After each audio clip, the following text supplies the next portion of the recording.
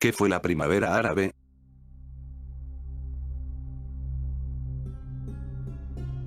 Hola. Es hora de que hablemos de un evento que marcó a Medio Oriente, o por qué no mejor decirlo, al mundo entero. 16 países del Medio Oriente participaron en esta primavera. Bueno, comencemos con el inicio de esto. Todo comenzó en Túnez. Un joven universitario llamado Tariq Tayyib Mohamed Bouazizi, pero a nivel mundial conocido como Mohamed Bouazizi, se le confiscó su equipo que le servía para su trabajo, que era de vendedor, y el trato de recuperarlos. En fin, él sintió que se había realizado una injusticia. También se les quitaron sus cuentas de ahorro. Y para ser honestos, en Túnez no eran conocidos como el paraíso en derechos humanos ni del debido proceso. Y por lo que el día 12 de diciembre del año 2011, el joven se prendió fuego. Hasta el momento que redacto este guión, no he encontrado ninguna información real sobre por qué lo hizo. Podemos suponer, pero solo eso. Por lo que podemos suponer que lo hizo era una forma de protestar por lo que le hicieron. Debo decir que esa inmolación fue vista por millones de personas, no solo en Túnez, sino en toda la región. Su cuerpo estaba el 90% quemado y fue llevado a un hospital del capital.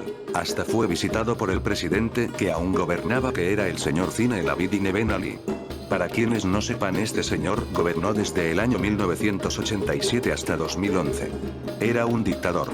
Y como buen dictador prometió que mandaría al joven a Francia para que se recuperara, pero no cumplió esa promesa. Las personas estaban pendientes del estado de salud del muchacho.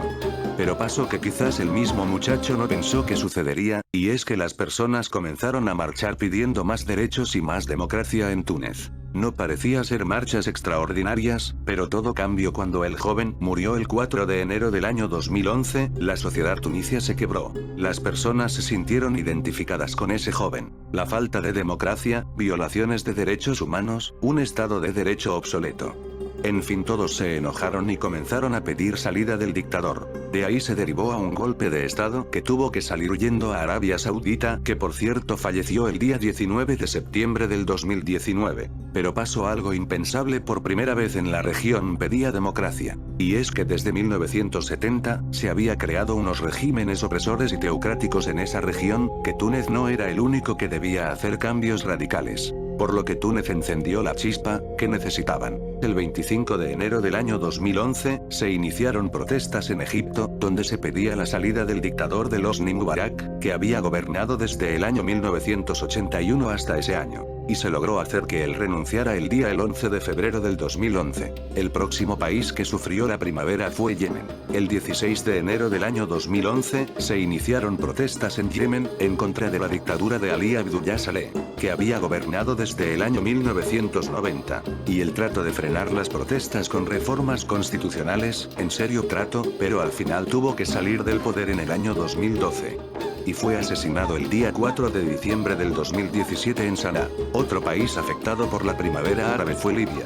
De aquí de unas protestas que comenzaron en febrero del 2011 contra el dictador Muammar Abu Minyar el Gaddafi, que había gobernado desde el año 1969. De ahí las protestas se derivaron en una guerra civil y luego pasó con la muerte de Gaddafi el 20 de abril del año 2011, fue asesinado por los rebeldes. Y después de eso tuvieron una segunda guerra civil desde el año 2014 al 2015. Y por último Siria. Fue otro país donde de las protestas contra el presidente Bashar al-Assad, que ha gobernado desde el año 200, derivaron en una cruenta guerra civil. Ahora hablemos de Argelia, Marruecos, Irak, Bahrein, donde las protestas fueron graves e incluso hubo inmolaciones, por los que los gobernantes tuvieron que acceder a varias cosas, pero digamos que en esos países no fueron demasiados graves los sucesos, en comparación a los anteriores 5 que mencioné al principio. También puedo decirles que en países como Jordania, Omán y Kuwait, hicieron protestas y consiguieron algunos cambios en los gobiernos, pero fueron pequeñas concesiones que los gobernantes cedieron para evitar una escalada de violencia peor que sus vecinos.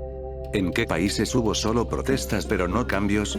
Y aunque se esperaba que los cambios fueran para toda la región, no todos las obtuvieron. Por ejemplo, en Arabia Saudita, hubo protestas, pero ningún cambio real en ese país. Lo mismo pasó en Líbano, Mauritania, Sudán, Djibouti y Somalia. Y es que aunque hubo protestas, al final los gobernantes de cada uno de esos países lograron frenarlas a tiempo, y aunque prometieron algunos cambios, no hubo muchos beneficios para la población.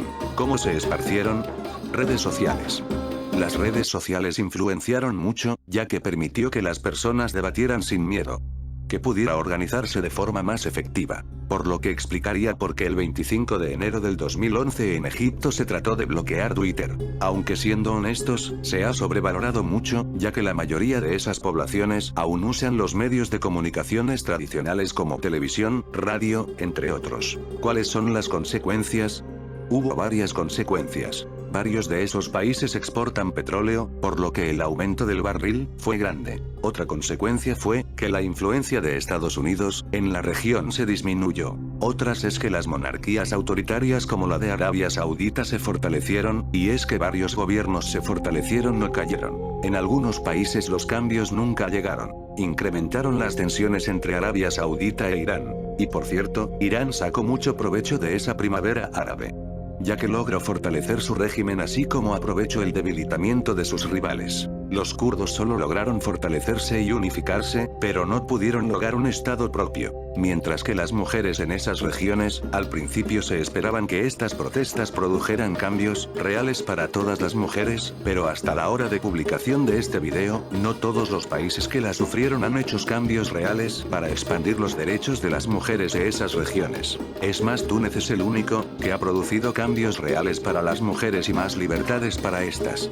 Otra consecuencia es los miles de exiliados que tratan de huir de esas guerras, campamentos en Europa, en fin, se ha producido éxodos masivos. Y una consecuencia que nadie esperaba y que es lamentable es que algunos grupos radicales se fortalecieron como hermanos musulmanes. Y la guerra en Siria logró beneficiar al Estado Islámico. ¿Actualmente existen vestigios de esa primavera?